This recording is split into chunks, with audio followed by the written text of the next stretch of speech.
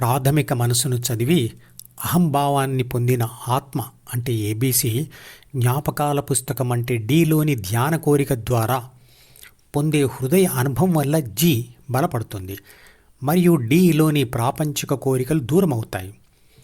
అదేవిధంగా ప్రాపంచిక కోరికలతో పొందే బాహ్య ప్రపంచ అనుభవాలు ఆ కోరికలను మరింత పెంచుతాయి, కానీ ధ్యాన కోరిక బలహీనపడుతుంది.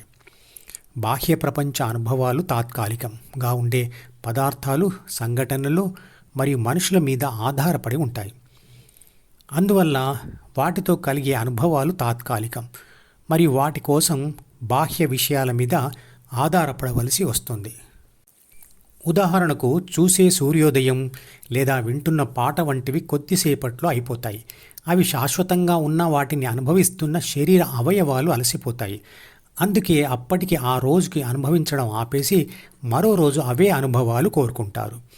అందువల్ల ప్రాపంచిక అనుభవాలతో ఆత్మ ఎప్పుడూ శాశ్వత తృప్తి చెందదు. కానీ ఆత్మ తన శరీరంలోనే ఉండే హృదయ అనుభవంలో స్థిరపడితే శాశ్వత తృప్తి పొంది జీవితకాలంలో మరే ఇతర బాహ్య అనుభవాన్ని కోరుకోదు. ఆత్మ యొక్క బుద్ధి అంటే విశ్లేషణ సామర్థ్యం నిర్లిప్తమైపోతుంది.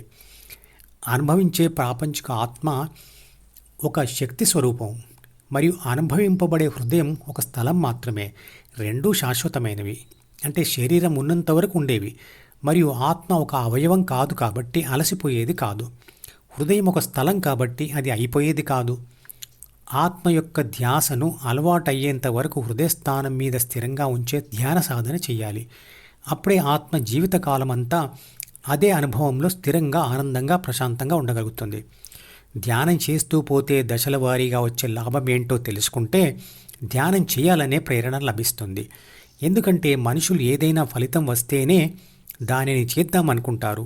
ఈ దశల వారీగా వచ్చే ఫలితాలను లేదా లాభాలను ఇదివరకు చేసిన వీడియోలలో వివరించాను.